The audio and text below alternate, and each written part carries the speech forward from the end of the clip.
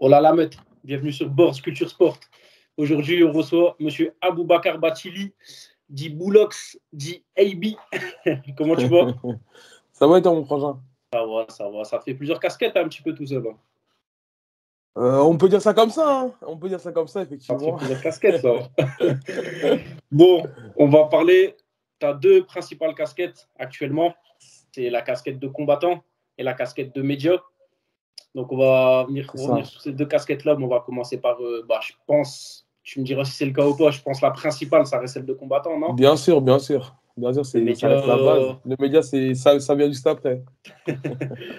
Bon, du coup, on va commencer ta carrière de combattant avant de commencer un petit peu à parler concrètement de ton Sherdog et là, tes dernières actualités. Comment, Ouais. toi, ton passif un petit peu dans les sports de combat, comment t'en es venu au MMA? Est-ce que déjà tu as pratiqué quelque chose avant? Quel âge? Tout ça, un petit peu ton parcours. Ok, mon gars.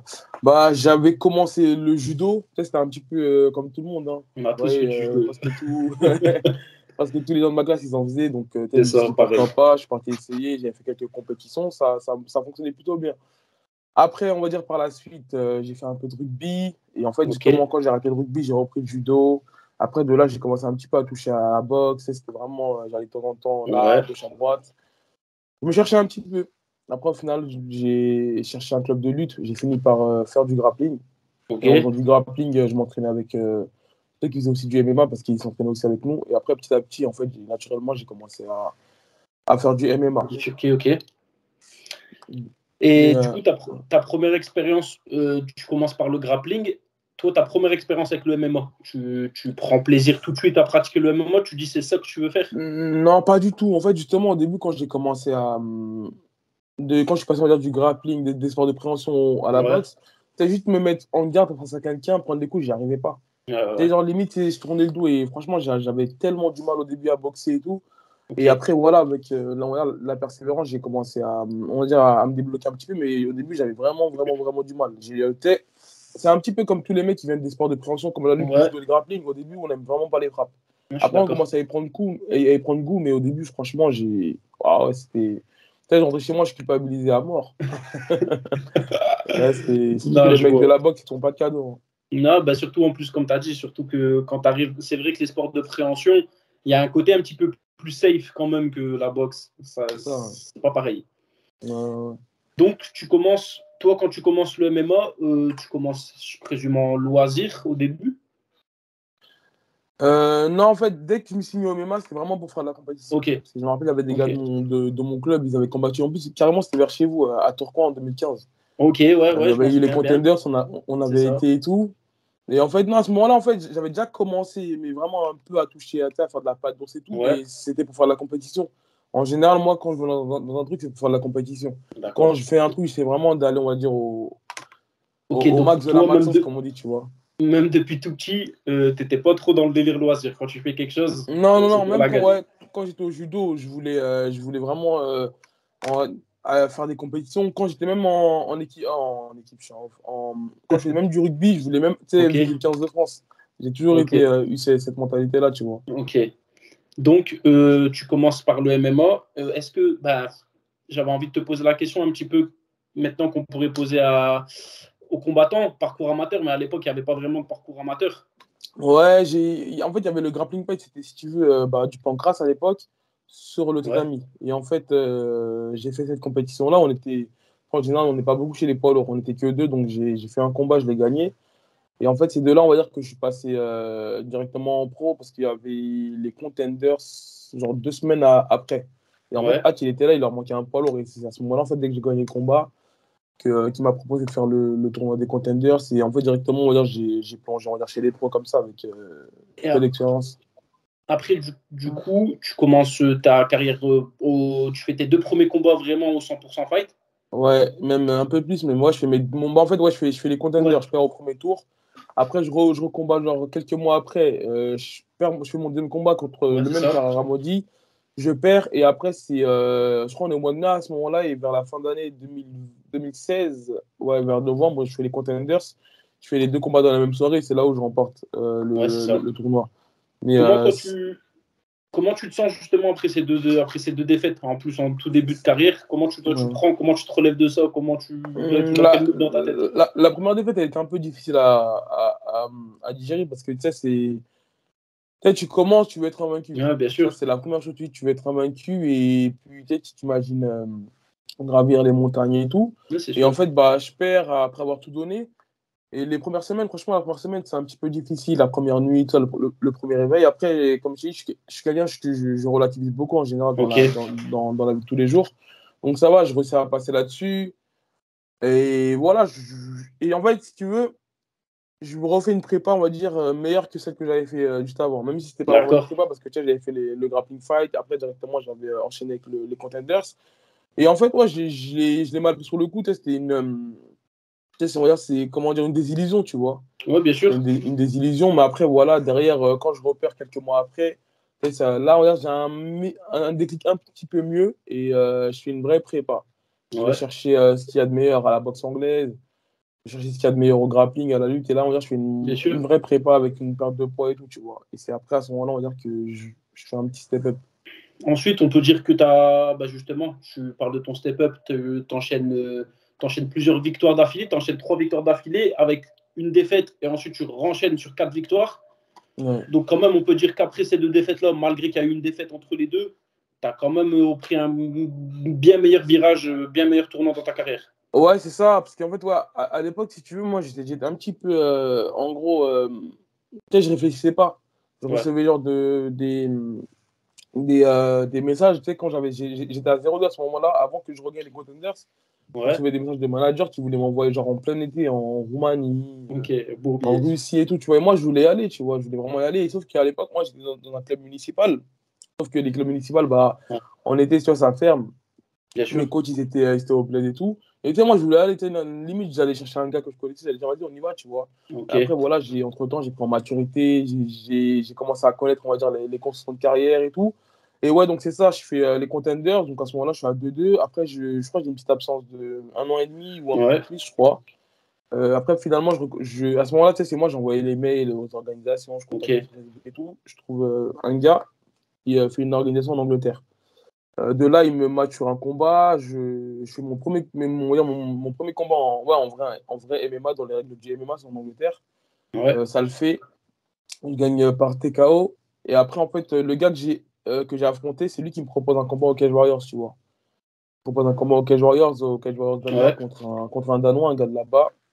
Je vais là-bas à la décision, malheureusement, je me fais couiller. Ouais. Je me fais Je vois couiller. rien en Angleterre, on connaît. Et là, en plus, c'était au Danemark. Donc, tu sais, c'était vraiment. Il n'y avait que des Danois contre, on va dire, des Ok. étrangers. Et après, à partir de ce moment-là, je crois que ouais, pendant 1 an, je ne combats plus. Et c'est à ce moment-là, on va dire que En fait, Guillaume Sieux, j'étais déjà en contact avec lui depuis au moins Ouais. 2016. Mais c'est à ce moment-là, on va dire 1 an après Cage Warriors, qu'on commence à travailler ensemble. Ok. Donc, je recombats au 100% fight contre Lamine Sene. Après, je recombats au 100% fight contre un gars qui s'appelait Ayoub.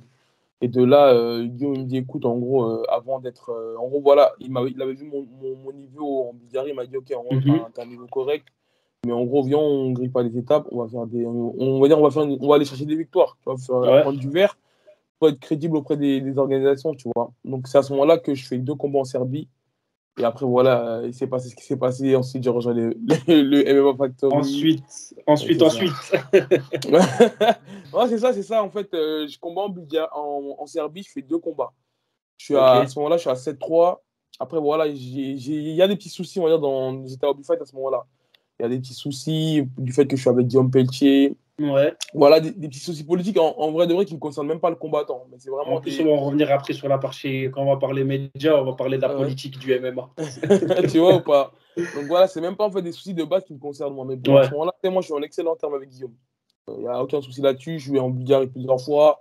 Franchement, il y a une très bonne relation. Ouais. Donc voilà, après, j'ai des petits soucis avec le gars d'Hobby Fight parce qu'en fait, lui, il a son management à lui. Et Et voilà, du du fait coup, que moi, il voulait te manager toi. c'est ça, Ok. du fait que moi, je suis manager avec Guillaume, bah, ça lui plaît pas. Donc voilà, il se passe ce qui se passe. Le club, il part un peu en couille. Voilà, faut parler français. Pour les Donc Français. voilà, moi, je finis par me barrer. À ce moment-là, je parle avec Guillaume. Voilà, il essaie de m'orienter vers le NR Fight, mais le problème, c'est qu'au NR Fight, il n'y a pas de poids lourd. Donc Ouais. voilà, on cherche une solution ensemble, tu vois. Après, à un moment donné, voilà, je décide de contact avec Fernand Lopez. Voilà, moi je trouve que c'est la seule solution. C'est soit je partais à l'étranger, soit je m'installe au MMA Factory, tu vois. Okay. Donc à ce moment-là, je m'installe au MMA Factory.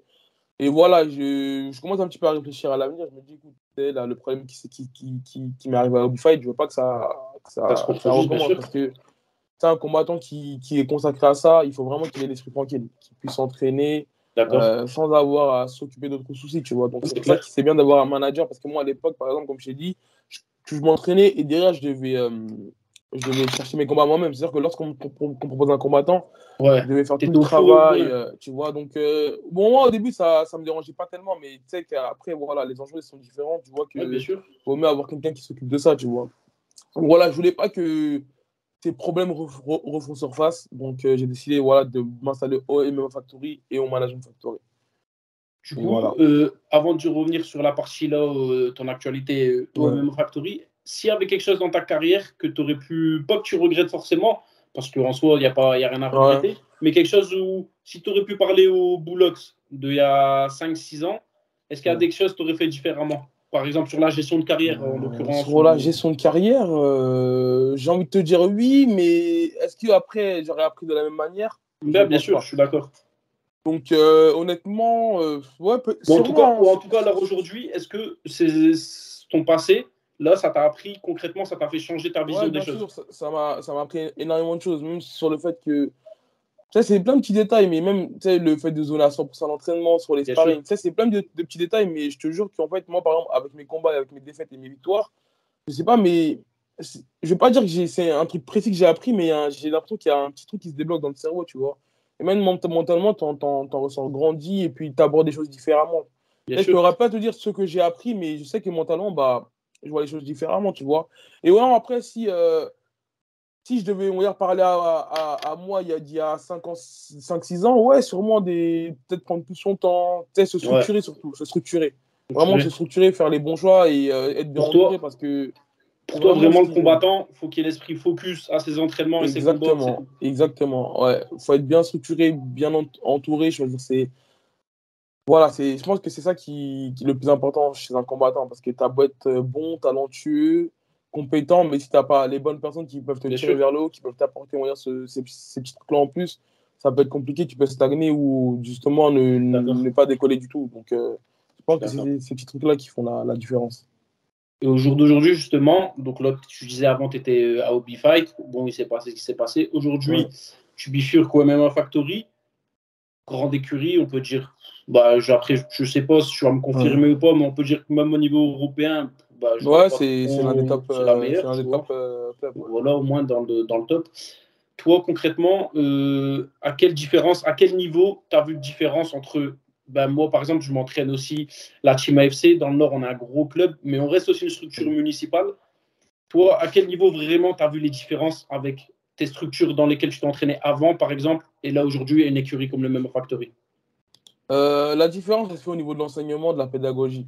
Je pense que depuis que je suis au MMA Factory, j'ai vraiment connu le vrai MMA. C'est vraiment dans l'approche du combat, dans la tactique, dans la stratégie et tout, dans l'enseignement de Fernand Lopez. C'est vraiment là que j'ai vu une différence. Pourtant, j'avais déjà été, par exemple, au Tiger, tu vois. Mais vraiment, là, j'ai vraiment vu une différence. Et j'ai l'impression que, bon, là, je peux dire que je fais du vrai MMA. Bien sûr. Tu vois. Et ouais, il y a tout ça, il y a le professionnalisme, il y a aussi comment dire, la qualité des sparring. Parce que moi, par exemple, à Hobby Fight, j'étais le seul poids lourd, tu vois. Un poids lourd, il est un peu avantagé sur quelques phases on va dire, dans les sparring, mais là, tourner avec des vrais poids lourds, c'est différent. C'est vraiment différent d'avoir et même au niveau, même au niveau des structures, je pense même au niveau du nombre de cours, tout ça, par exemple, nous, au niveau des compétences, par exemple, franchement, j'ai rien à dire, on est au top du top. Mais par exemple, comme c'est une structure municipale, bah, on n'a pas tous les créneaux qu'on voudrait. On n'a pas. Ouais, c'est ça. J'ai déjà connu ça, on va dire, justement, dans mon premier club. Et ouais, ça joue énormément. Par exemple, avant, je devais aller à Basic Fit le matin, retourner là-bas. Et c'est vrai que là, tu peux vraiment tout faire dans un seul club. Tu as la partie physique, T'as une cage, après, voilà, ça c'est des petits luxes en plus. Honnêtement, Ouais, ça joue moi, quand même. tu me donnes un tatami, moi, tu sais, ça me suffit. Hein. Ouais, c'est clair, Le c'est tatami clair. contre le mur, tu vois, c'est très Ça, c'est sécurisant, clair. mais ça, c'est vraiment le luxe. T'as la grande Mais c'est salle. quand même, ouais, c'est quand même bien d'être. Tu dis, j'ai une salle, j'ai C'est mes ça. créneaux, je peux tout faire au même C'est moment. vraiment, ouais, voilà, c'est vraiment, on va dire, comme on appelle ça, un training comme tu viens. Ouais. À la limite, tu peux faire ta sieste dans la salle, tu as un Ok. bar, tu prends T'es ton à la maison. smoothie, tu peux manger, tu es à la maison, exactement. Et c'est Parfait. vrai que ça ajoute un gros confort en plus. Ok. Et toi, au niveau du. Est-ce que. Donc, toi, tu as pris contact avec Fernand Lopez, tu arrives là-bas. Bon, Fernand Lopez, c'est un petit peu la tête de proue du MMA Factory. C'est vraiment la tête. Voilà, c'est la tête d'affiche Ouais, du MMA Factory. Ouais, même, ouais. Mais bien sûr qu'il y a d'autres coachs, qu'il y a d'autres entraîneurs qui gravitent autour. Toi, au niveau de ta prépa, est-ce que c'est Fernand Lopez qui te gère directement sur les coachings ou est-ce que tu as quand même d'autres coachs qui interviennent plus souvent avec toi? Ouais, t'as d'autres coachs. Après, Fernand Lopez, c'est ce qui est tout à fait normal. Il est concentré, on va dire, sur le. Bien En fait, sûr. si tu veux, il nous donne le cours de. Tu sais, malgré que, par exemple, la dernière fois, quand il a été accompagné Cyril pour le dernier combat contre Ngannou, ils ont atterri lundi. Bah, le lundi à 14h, il était déjà là pour nous donner cours. Ok. Donc, tu as Fernand Lopez, c'est le head coach. Tu vois, Ouais. après, on va dire, t'as plusieurs.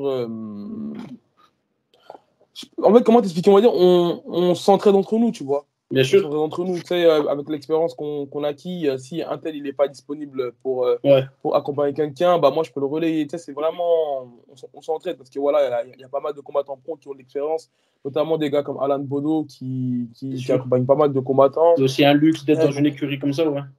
c'est ça. Donc, en fait, on va se relayer. Si demain, un tel ne peut pas accompagner un tel, bah il y a un tel qui est là. Tu sais, tu as aussi Benjamin Safati qui est aussi le coach Bien du sûr. MMA Factory. Donc, t'as pas une seule personne qui va monopoliser le truc, tu vois. Et même si c'était comme ça, en vrai de vrai, personne s'en sortira. Donc, Bien Fernand sûr. Lopez, il a délégué. Tu sais, il y a plusieurs coachs qui font leur formation. Tu sais, au moins, comme ça, tout le monde peut se tirer vers le haut, quoi. Bien Donc, sûr. c'est comme ça que ça se passe. Donc toi, là, tu restes malheureusement sur une défaite Ouais, lors de ta dernière participation à la RES, c'est malgré un ça. début de combat où personnellement, franchement, vu ton début de combat, je suis là, franchement, je t'imaginais vraiment pas perdre. Mais bon, c'est le MMA. Ça arrive, Toi, ouais. je présume que là, de toute façon, ça te tient à cœur de revenir mettre du verre à la RES. Je pense pas que tu vas aller dans Bien sûr. une autre orga d'ici là, non? Non, ça. Tu sais, moi, pour être honnête, avant que Lares il revienne, Fernand Lopez, moi, il m'avait proposé les Dana White Contender Series. Finalement, ça s'est Ok, pas fait. Et moi, j'avais demandé en tout cas à être au Cage Warriors. J'avais dit en gros, écoute, en gros, si les Dana White Contender Series, c'est pas pour maintenant, mais moi au Cage Warriors, tu vois. ok, Parce que, en plus, surtout depuis le Covid, j'ai l'impression qu'il y a pas mal d'organisations qui se sont un peu éteintes. Donc, tu sais, moi, je voulais vraiment être, on va dire, dans une organisation tremplin. Maintenant qu'il y a l'ARES, personnellement, je ne me vois pas aller ailleurs. bien sûr. En plus, j'ai pas fait le tour du monde non plus, mais voilà, j'ai quand même été un peu à gauche, à droite. On est en France, il y a énormément d'avantages de combattre en France, donc je ne me Je vois suis pas d'accord. vraiment pas bouger ailleurs. Donc, Je suis je d'accord. resterai à l'ARES, Inch'Allah. Parfait. Donc là, est-ce que tu commences à sentir une petite hype, toi, en tant que poids lourd en France, autour de ton cas? Est-ce que tu. Parce qu'on Hum, sait que le chemin pour les poids lourds, c'est pas qu'il est plus facile, c'est qu'il peut ouais, être plus rapide. il y a moins de concurrents, on va dire. Une petite hype, non. Franchement, honnêtement, moi, comment t'expliquer? On va me faire des louanges, ok, ça va rentrer dans ma tête, mais Ok, je dis pas que ça va se faire de l'autre côté, mais je reste concentré parce que, comme si je commence à avoir un petit peu d'expérience, j'ai maintenant bien sûr. 11 ou 12 combats professionnels, je suis passé par la défaite, je suis passé par la victoire, et je sais que, voilà, comme on dit, la victoire, non, la défaite est orpheline et la victoire a mille Bien, pères. avec le père, bien Donc, sûr. vraiment, je suis passé par ces chemins-là, et peut-être que je passerai encore par ces chemins.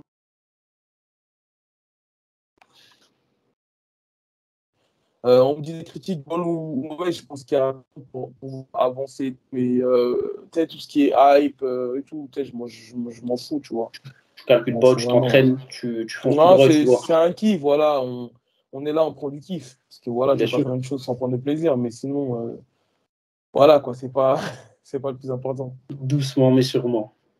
Bon, C'est on ça. n'a pas pour le moment, juste avant de passer sur la partie média, on n'a pas de, il y a pas de date, peut-être RS 8, peut-être RS 9, le retour de Boulox. Je devais être sur le 16 avril. Tu vois. Après, je devais être sur le 20 mai. Là, malheureusement, je suis blessé là, bah, justement depuis mon dernier combat. Ok, Et donc, je vais soigner ça le plus rapidement possible. Donc, honnêtement, si je pouvais être de retour le 25 juin, ce serait top. ok. Peut-être à 7 alors. Mais si c'est pas ce juin, bah, ça va être je dois attendre octobre. J'attendrai. Personnellement, si ça tenait qu'à moi, j'aurais même combattu le 20 mai comme ça, mais voilà, je dois écouter mon équipe, Bien sûr. ceux qui m'entourent et tout. Donc, je prends le temps de me soigner et de revenir vraiment au top pour faire des C'est masterclass. là aussi où tu vois le nouveau AB, il ne prend pas les décisions tout seul. Et écouter son entourage, prendre les bons conseils. Et voilà, comme je dis, faire les bons choix, quoi. Parce que, mais certes, un combattant ne va jamais en général à 100% un combat, mais tu sais, là, c'est vraiment une blessure qui peut Ouais, m'handicaper. bien sûr, bien sûr. Et j'ai plus le droit à l'erreur. Là, il faut vraiment que j'aille au top, tu vois, et pour faire des bonnes prestations, quoi. On te le souhaite en tout cas. On va passer à la partie média. Ok, attends, je mets mon petit béret pour. Tu vas nous faire Ok, une, mon tu gars, vas c'est nous faire parti. une Mika Lebou. Avec les perruques. Donc, moi en tout cas, franchement, je vous suis grave, grave, grave. Merci, mon Franchement, je gars, trouve ça que fait tu plaisir. as. Moi, personnellement, j'ai toujours suivi l'actualité. Je regarde The French Ouais. Savagerie. Je regarde bien sûr La Sueur. C'est les premiers que j'ai regardés personnellement. Bien sûr, ouais, c'est pareil, ouais, c'est pareil pour moi. Mais moi, ce que j'aime, j'ai discuté avec un collègue à moi la dernière fois, ce que j'aime avec toi, bah, du coup avec Mika aussi dans votre concept, c'est que vous ramenez un petit vent de fraîcheur. Parce que, comme tout à l'heure, tu as Ouais. pu parler, et moi qui est, bon, je suis tout petit, mais en discutant avec à droite, à gauche, je me rends compte qu'aussi dans le MMA, il y a beaucoup de politique. Il y a beaucoup de bruit de couloir, il y a beaucoup de. Comme à l'école quand on était petit. C'est ça, je te jure. Et ce que j'aime avec vous, c'est que vous avez ce côté franc où on est là On met pour tout dire à les table. choses. On est là, il n'y a pas de. Bon, je pense qu'il y a aussi Mickaël qui aime bien, qui aime bien, qui aime bien. Ouais, on met tout à table, en fait, c'est ça. Après, voilà, moi, ma seule condition, c'est que ça soit dans le respect. Ok, mais On met tout à table et que ça soit dans le respect, tu vois. toi, tu t'es lancé Après, en tant que média, à la base, tu étais tout seul. Moi, je me souviens quand en peut-être. fait, de base, non, de base, moi, personnellement, les monologues, j'aime pas du tout. J'aime Ok, vraiment regarder le débat, l'échange et tout. ok, Donc, pareil. non, Pareil. j'ai lancé ça avec Nassim de base. Avec Ouais, je me Nassim. souviens. Ok, J'avais même contacté French Savagerie et Ilyes MTK au tout début. ok. Ilyes MTK, il m'a recalé. Et enfin, non, il m'a recalé gentiment. Il m'a dit qu'en gros, il n'avait pas le temps Voilà, de faire bah. d'interviews avec d'autres personnes. French Savagerie, je l'ai contacté et directement, il m'a donné de la force et tout. Ouais, bien sûr, ça Je se le voit que c'est un remercie. bon. Justement, on avait lancé on va dire une émission, pas hebdomadaire, mais on va dire un peu ponctuelle. Lui et moi, Marie, voilà, lui, il a sa chaîne, il a ses occupations. Bien sûr. Donc, c'est un petit peu compliqué. Et après, de base, je devais faire ça avec Nassim. Même j'avais commencé avec Nassim. Ce salaud-là, il m'a mis trop. Non, il n'était pas sérieux. Et après, voilà, au fil du temps, bah, on a fait Nassim, Mika et moi. En fait, Mika, il avait aussi lancé sa chaîne. Finalement, on a parlé lui, Mika, moi, on a dit, vas-y, viens, on fait un truc à deux. J'ai dit, on Ouais, lance sur ma justement, chaîne et j'allais tout dire ça. comment Mika il se présente, comment Mika il se ramène dans cette histoire. Comment il se ramène dans cette histoire bah, tu sais, on avait un groupe d'Obify de base. Tu sais, Ok, ça se clashait. Ouais, c'était un petit groupe dans l'ambiance. Et je ne sais pas exactement, mais ça s'est fait en fait au fil du temps. Voilà, on se côtoyait en entraînement. Lorsqu'il y avait des UFC, on se voyait chez lui parfois, tu ouais, vois. Donc, tu vois, c'est devenu un ami dans la vie de tous les jours. Après, bien sûr. comment ça s'est fait exactement franchement, je ne sais plus. On a dû discuter. Et ça s'est fait un peu naturellement. Il a voulu lancer lui sa chaîne aussi. Donc, nous, on Ouais. allait dans son émission à lui. Carrément, il avait sorti 2 ou 3 épisodes avec nous. Il y avait David Beer, Kevin Donc, ouais, il y avait Faletou. aussi Mika qui avait aussi cette envie de se lancer un petit peu Ouais, dans c'est l'aspect ça. média. Lui, ça s'appelait le Man in Fight. Donc après, en Ouais, fait, c'est justement, ça. il y avait Nassim, lui et moi, à un moment donné, et on a tourné une émission genre de, Je je me sais pas, de souviens. 2 heures. C'était un bon UFC, et Nassim, lui, justement, il devait s'occuper de la partie enregistrement et tout. Il nous a mis un Ok. plan. On a dit, vas-y, toi, casse-toi. Il ne répondait Ok. plus. Après, Mickey et moi, on a parlé, on a dit, vas-y, viens, on fait un truc une fois par semaine. J'ai dit, en plus, moi, voilà, Ok. j'ai déjà la chaîne qui est, on va dire, entre guillemets, un peu lancée. Bien Sinon, sûr. on fait un truc une fois par semaine. Mais en fait, moi, de base, dès que j'ai lancé en tout cas la chaîne, j'étais parti dans ce concept-là. Je voyais comment il s'appelle, Daniel Cormier et Ariel Elwani, je voyais qu'ils sortaient un truc en plus tous les lundis 18h. On va parler de l'actualité. Parce que ça, en général, quand il y a un UFC le week-end, on va dire, tu as une petite fenêtre de 3 jours pour parler de ça. Jusqu'à Ok. mercredi, après, en général, jeudi d'après. Bien sûr, ouais, c'est sûr, je suis d'accord, je suis Voilà, d'accord. donc moi de base, voilà, j'avais ce concept-là de sortir une vidéo tous les lundis 18h, parler de l'actualité et tout, mais voilà, donc j'ai un petit peu appris sur le tas. Et après, euh, voilà, ça s'est fait comme ça. Mais c'est vraiment, j'ai beaucoup regardé la sueur. Mais pour te dire que lorsque j'ai voulu faire ce concept-là, il n'y avait même pas King Ndodi, tu vois. Moi, c'est Ouais, vraiment Daniel Cormier et Ariel Alwani qui m'ont inspiré là-dessus. ouais, Malgré je suis que je ne d'accord. comprenais pas l'anglais, je vois quand même leurs posts et tout. Donc, c'est de base que j'ai voulu lancer ce concept-là. Après, voilà, pour les autres podcasts, inviter quelques personnes et voilà, échanger, quoi. Et c'est comme ça Non, que ben là, ouais, c'est pareil. Après, de toute façon, je pense qu'il faut aussi dire aux gens, c'est que, bah, en tout cas pour ma part, et je pense pour la chaîne, pour le moment, ça reste un petit peu un hobby dans le sens où, par exemple, Bah, bien sûr.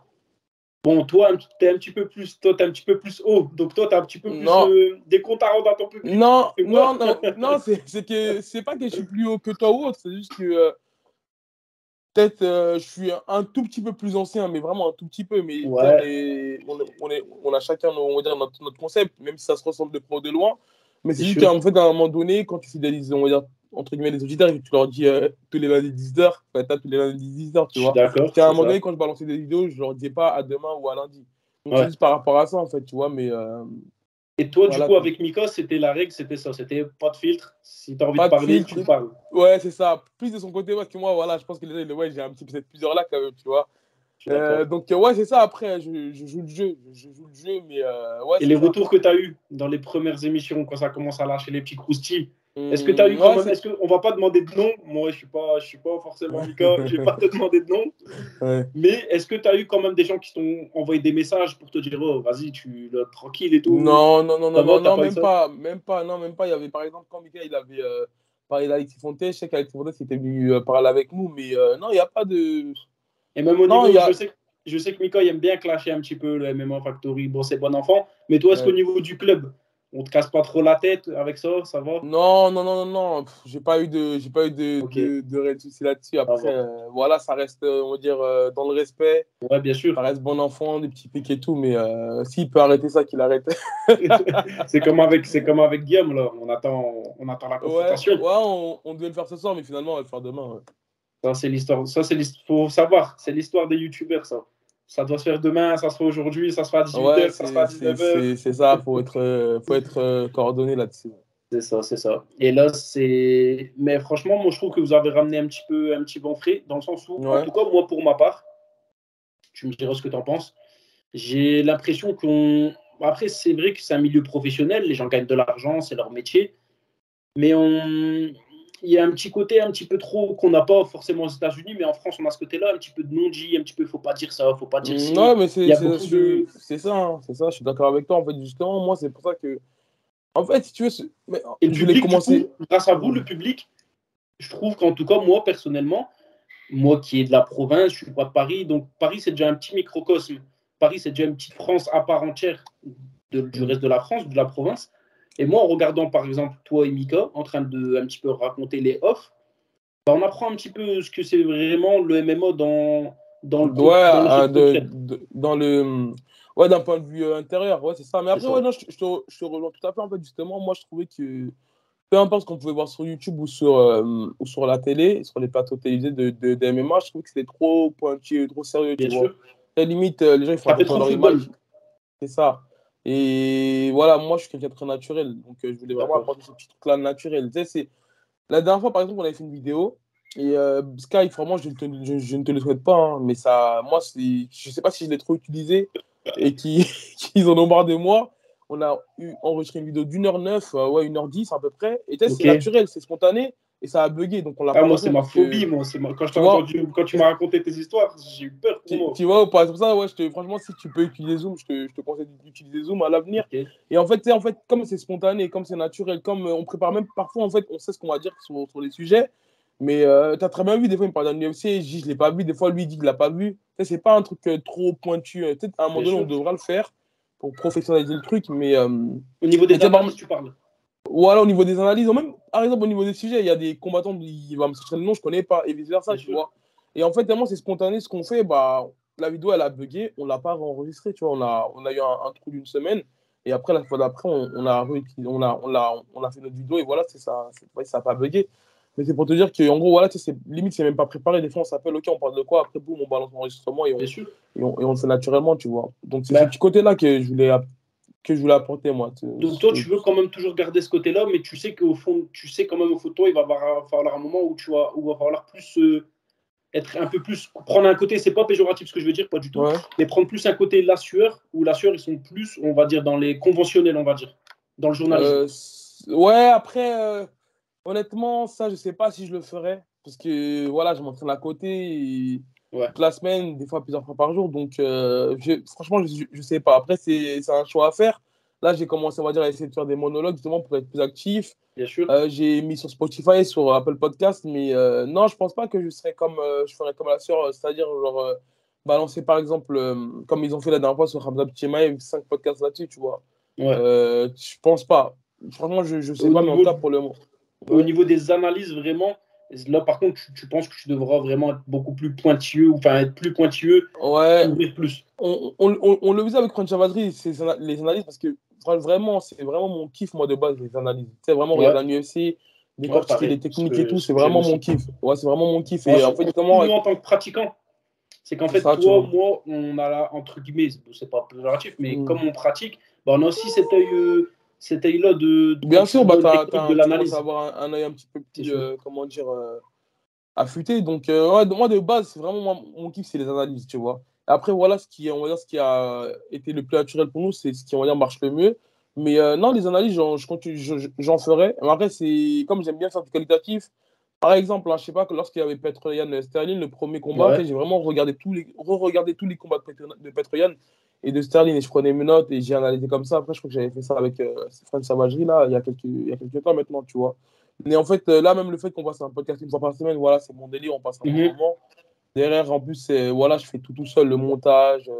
Je sais ce que c'est. Tu vois. Donc, je sais pas, vraiment, pour le moment, c'est pas le but là actuellement d'être genre pour le moment, à 7 vidéos par semaine. Ton média, c'est un plus. Est-ce que tu as quand même ressenti que ça va t'apporter un petit plus au niveau de, pas forcément ta carrière de combattant, mais ça t'a apporté quelque chose un petit peu plus dans ta vie? C'est un plaisir aussi, je pense. Ouais, après, ouais, il y a ça aussi, mais ouais, aussi au niveau, par exemple, des interviews, bah, je sais qu'en tant que combattant, il faut savoir parler, il faut savoir s'exprimer, il faut savoir développer la chose. Tu vois, un exemple, tu me poses une question, comment se passe ton training camp, je dois pas dire, ouais, ça se passe bien. Je dois aussi jouer le jeu et développer. Donc, ouais, il y a plein de trucs, on va dire, que maintenant, je vois différemment, en tant que combattant, en tant que média.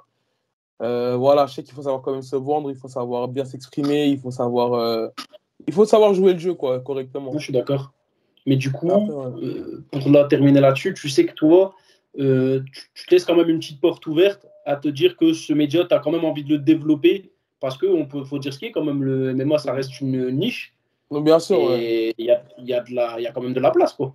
Non, bien sûr, ouais, en plus, ça commence à se démocratiser. Là, il y a de plus en plus de médias qui apparaissent, en plus des médias, on va dire, vraiment pure MMA.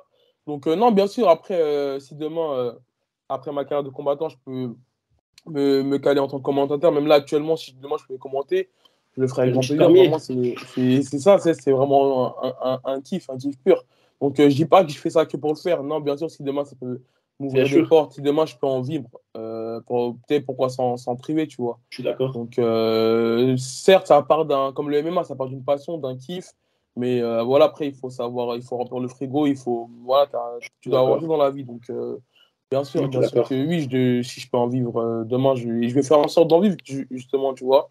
C'est juste que, voilà, c'est tellement un kiff et tellement naturel que je ne me rends pas plus ça que ça. Mais après, à un moment donné, si je veux élever le niveau, il va falloir que je m'investisse un peu plus. Donc, c'est pour ça que j'ai commencé un petit peu à balancer sur Spotify et tout le bordel, quoi. Mais tu voudras garder quand même ton concept de vraiment que ce soit avec Mika ou peut-être. Bien sûr. Tu veux garder cette non-langue de bois propre à ton média. Ouais, c'est ça. Ouais, il faut garder ce petit truc-là. Tu sais, il faut savoir jouer sur ce qui marche, tu vois. On sait que les gens, ils aiment bien les croustilles sur le MMA français.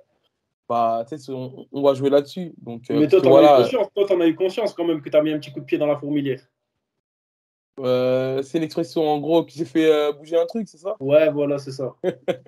Je pense ouais, parce que avant ça, on n'avait pas d'actu MMA français. Et Ouais, non, c'est clair. j'en suis presque sûr, on n'en avait pas. Je sais Non, que je la suis d'accord. sueur, ils ont toujours été sur on va dire, le MMA mondial, l'actualité, l'UFC. Ouais, Et ouais, parfois, exactement. ils reparlaient par exemple j'allais dire de Jackie, mais non, du Cage Warriors, des Français au Cage Warriors, Ouais, des grosses ou des têtes françaises. Français. Ouais, voilà. Voilà, donc je sais qu'il n'y avait pas de MMA français. Je sais qu'il n'y avait pas ça avant, donc ouais, on va rester là-dessus. Et c'est bien de mettre les combattants français en avant. Honnêtement, c'est bien, tu Je vois. suis d'accord.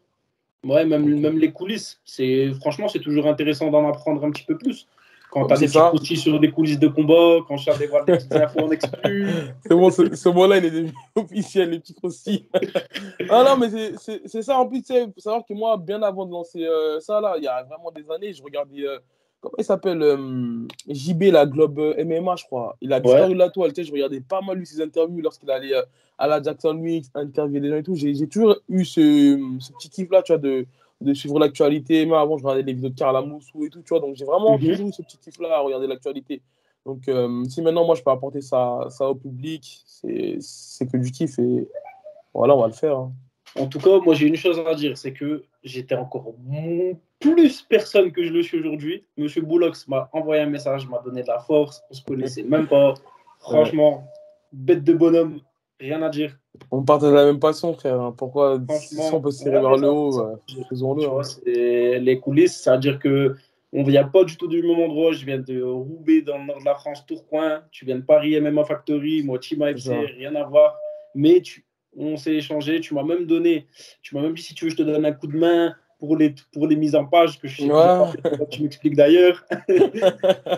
C'est vrai en Mais plus. tout ça pour Ouais, dire, tout ça pour dire que le monde du MMA français, ça reste un petit monde quand même. ouais, c'est ça, c'est ça. Mais en tout cas, grosse force à toi, hein. Je vois que Merci. t'es le seul média du Nord. Voilà, t'essaies aussi toi aussi Ouais. Ben, de, j'essaye, de... en fait, moi, j'essaye franchement j'aime bien la partie interview. Je suis comme toi, j'aime pas trop les monologues, j'aime bien le partage, en fait. Que ce soit Ouais, les c'est ça. analyses, j'ai essayé les podcasts à un moment avec Bison, on va sûrement reprendre. Ouais, c'était pas mal d'ailleurs. Je vais C'était pas que ce mal, hein. soit Donc, avec Bison. franchement, je vous encourage à le Ouais, faire. franchement, ben, moi, j'aime bien Voilà, à aussi cette partie continuer. analyse. J'aime bien les interviews, découvrir des personnages, Ouais, découvrir des personnes que je n'aurais peut-être pas été à même de rencontrer, mis à part là dans le cadre justement du sport. Et j'aime bien aussi l'aspect reportage un petit peu. c'est Faire ça. découvrir le monde Franchement, du MMA. Comme là, nous, au club, on a eu Gaetano Pirolo qui est venu donner un stage, ouais, j'avais des suivi ça, ouais. filmé. Donc, faut voir un petit peu. Faut un petit peu. Les gens, malheureusement, ils voient un petit peu trop le MMA que de par Paris. Mais le MMA en France, ça bouge. Ça commence Bien à sûr, en bouger plus dans dans tous le les Nord, vous sens. avez pas mal de talents, donc il Non, faut mais c'est foncer, bien, c'est hein. que Ouais. ça s'ouvre. Ça C'est s'ouvre. ça se démocratise et voilà, il y a de la place pour tout le monde, donc Exactement. faut y aller, hein. Aux States il y a des pages, ils ont des millions et des millions. Non, mais c'est ça en fait. Je viens de te dire, là demain, tu viens sur la toile avec ton nouveau set, c'est du copier-coller. C'est juste que voilà, il faut apporter ta petite touche de fraîcheur. Mais Bien sûr. tu regardes au state, tu regardes Chael Sonnen, Michael Bisping, Daniel Mhm. Cormier, ils sont tous là devant leur caméra faire des monologues. Après, des C'est fois, ils clair. interviewent quelques personnes. Tu as Joe Gigantes et bah, en France, voilà, faut pas qu'on voit ça d'un mauvais œil si on voit plusieurs médias. Non, Ça justement, reste une c'est passion, ça reste chacun. du MMA. C'est ça, chacun son point de vue, et en plus, vraiment, ça apporte des différentes analyses, des différents points de vue, des différentes façons de faire. Donc, y a pas le mal à ça. C'est justement, au contraire, D'accord. ça va être plus bénéfique pour nous, les médias, et pour nous, les combattants aussi, tu vois, d'avoir plusieurs plateformes qui peuvent nous mettre en avant, qui peuvent nous interviewer, C'est qui peuvent clair. apporter différentes choses. Donc, c'est que bénéfique, c'est que du kiff. Et pourquoi s'en priver? Et ouais, autant se donner de la force, hein. Je suis Autant d'accord. se donner de la force, ouais. En tout cas, le nouveau générique, pas mal. Ouais, t'avais même ça, tu sais, je me suis dit, Petit il côté faut mettre un funk là. générique. Parce qu'on démarrait directement. Bah, d'ailleurs, ça, c'est Farizan qui m'a mis en contact avec son gars là. Parce qu'il faisait des embedded Farisiam. Et j'aimais bien l'intro, tu vois. Donc, je l'ai Ouais, son contacté. intro, je suis d'accord. Il m'a mis en contact avec son gars là. Donc, il m'a bien géré ça. Merci à lui. Et ouais, tu sais, même ça, voilà, il faut un peu professionnaliser le truc. Ça va être trop à la ghetto non plus, tu vois. À un moment donné, tu as des auditeurs qui t'écoutent. Donc, un minimum de professionnalisme, tu vois. Je suis d'accord avec toi. Je suis d'accord avec toi. En tout cas, Aboubacar Batili, merci beaucoup. C'est Merci vrai à que c'est toi, pas mon souvent gars. qu'on t'appelle par ton prénom. Ouais, je te jure, même, ouais, c'est les plus petits, hein, Bullock, maintenant c'est AB Show. Mais c'est vrai que, ouais, ouais, après, c'est comme ça, hein. Écoute, merci à toi en tout cas. Franchement, merci à toi en tout cas, mon gars. Ça a été de ton Ça côté. m'a fait plaisir de cet échange.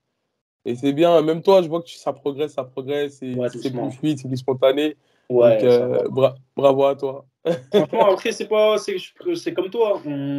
On n'a pas fait d'école de journalisme, c'est juste des passionnés. On apprend sur le tas. Exactement. Mais c'est vrai qu'après, la partie que les gens ne voient pas forcément, c'est tout le travail qu'il y a derrière quand on est tout seul, la partie montage, la partie. Même tout ce qui est à côté, ça demande quand même du boulot. Bien sûr, bien sûr. Bien sûr. C'est pas évident, mais bon, tant que c'est. Inch'Allah que ça pète. Inch'Allah, c'est ce que je te souhaite, mon gars. AB, allez suivre AB. Je vais vous mettre tout en description sa chaîne YouTube. Combattant, poids lourd, qui va revenir bientôt à la reste. Bientôt, Inch'Allah, on sera de retour. Toujours dans l'explosivité, gros striker AB. Merci à toi, mon gars. Et tout, il sera dans la description. Merci à toi, AB. Vas-y, mon gars.